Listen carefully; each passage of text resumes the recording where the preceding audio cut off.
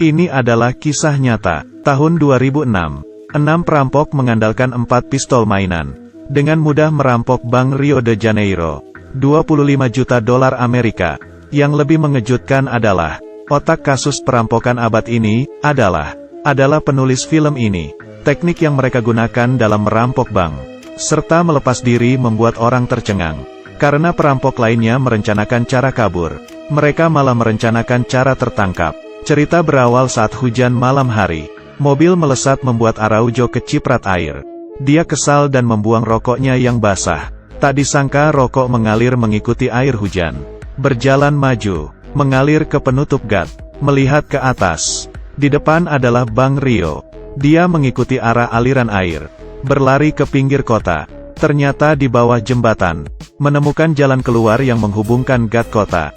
Seketika mempunyai ide gila. Di dalam otak Araujo muncul, dia ingin merampok bank itu. Lalu dia mencari teman insinyur Sebastian, dan pencuri profesional Mario. Bertiga pergi ke penutup gat depan bank, mengukur penutup dengan meteran, lalu berjalan ke gat yang ditemukan Araujo di pinggir kota. Menemukan meteran, jarak dari sini ke bank 18 meter. Kemudian mereka memakai roda sepeda, diam-diam mengukur jarak penutup gat sampai depan pintu bank. Kira-kira 7,1 meter.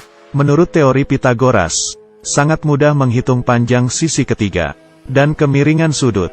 Dia segera mencari posisi tepat, berencana menggali sebuah terowongan tembus ke brankas bank. Lalu, Araujo pergi ke bank mengambil foto. Tak sengaja menarik perhatian satpam. Dia dibawa ke ruang satpam di lantai B1, dan brankas bank juga di lantai B1. Satpam memeriksa kamera, tidak menemukan foto apapun. Rupanya dia sengaja ditangkap satpam. Tujuannya untuk meneliti posisi brankas. Adanya peta bank, cara membuka safety box, menjadi inti dari seluruh rencana. Memakai laskar bit setidaknya butuh 1 menit. Semua 400 safety box dibuka. Butuh 7 jam. Ini tak akan berhasil. Mario segera pergi ke cabang lain, menyewa safety box. Mengingat tipe gembok dan menelitinya, terowongan hampir terbuka. Tapi mereka belum menemukan cara lolos dari polisi. Aksi mereka memasuki jalan buntu. Hari ini Araujo mencari Mario lagi. Karena dia mendapatkan ide brilian. Langsung merampok bank. Polisi akan sampai dalam 2 menit. Diam-diam gali saluran. Alarm kapanpun bisa berbunyi. Tapi kalau sambil merampok sambil menggali saluran, polisi pasti kehabisan akal. Karena sampai sekarang, polisi belum mengembangkan sistem anti-maling yang terjadi bersamaan. Setelah bersiap, 6 orang dibagi 3 melancarkan aksi perampokan. Mario, Araujo, dan 2 lainnya masuk ke bank seperti biasa. Langsung mengeluarkan pistol berlagak rampok, serta menggembok semua jalan keluar bank. Setelah satpam melapor polisi baru melepasnya.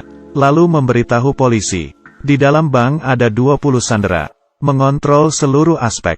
Kedua, memberitahu teman di bawah tanah masuk terowongan. Ketiga, merusak semua kamera, agar identitas tak terekspos.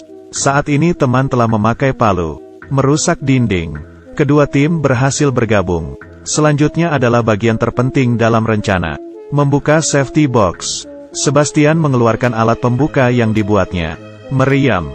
Sebenarnya ini mesin tekan hidrolik portabel. Buka satu gembok hanya butuh 7 detik. Lalu mereka seperti membuka blind box, merusak safety box. Saat itu juga, polisi telah mengepung bank. Mario juga mendapat telepon negosiasi dari kepala polisi. Dan ini sudah ada di dalam perhitungan mereka. Araujo membeli sebuah buku negosiasi polisi perampok. Menyuruh Mario membacanya, agar terlihat nyata. Mario khusus mengikuti kelas akting. Kepala polisi dan Mario berbincang. Membuat kepala polisi yakin. Karena kepala polisi tak menyangka, tujuan sebenarnya mereka merampok bank, hanya untuk menarik ulur waktu. Saat ini ponsel sandera nenek tua berbunyi. Katanya hari ini adalah hari ultahnya. Mario segera menenangkannya, membawa sepotong kue merayakannya. Akhirnya mengantarnya keluar bank dengan aman. Karena kalau tertangkap, sandera tak terluka, adalah dasar penting hukuman ringan.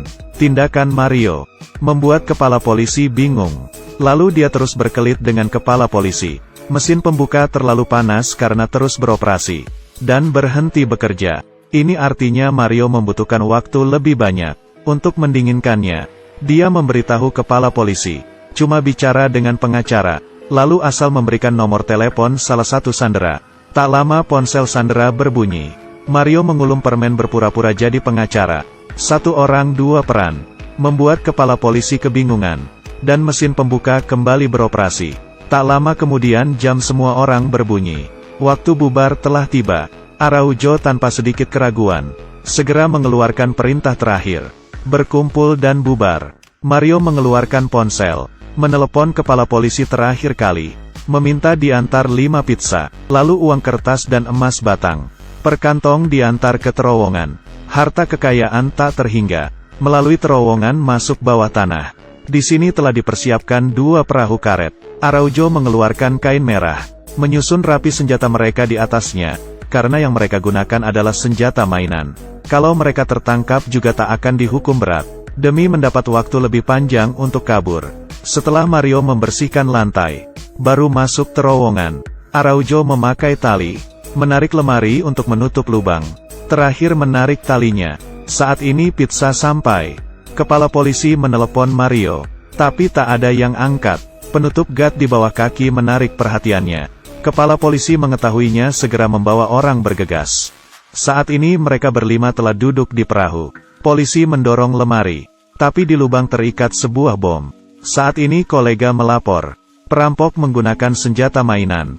Bom itu pasti juga palsu. Kepala polisi masuk terowongan. Mengutus orang menjaga jalan keluar air yang ditemukan Araujo. Tapi Araujo malah memakai jalan terbalik. Mereka asal memilih gat salah satu kota. Yang bertugas menjemput. Memarkir mobil di atas penutup gat. Membuka lantai mobil. Beberapa orang bergiliran masuk. Saat itu siren polisi berbunyi. Keenam orang ini mulai panik. Bunyi siren semakin dekat. Sebuah mobil polisi lewat. Di sisi lain, kepala polisi melewati terowongan ke jalan keluar.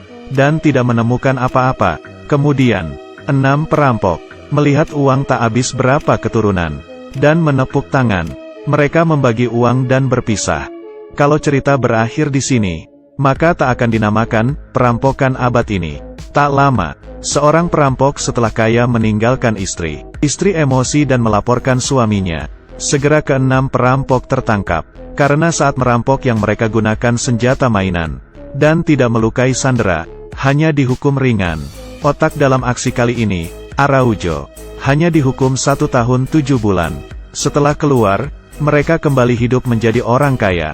Dan jumlah uang Bank Rio yang dirampok sampai sekarang adalah misteri. Rupanya dari awal, ditangkap adalah bagian dari rencana mereka. Karena dengan begitu mereka baru adil dan benar.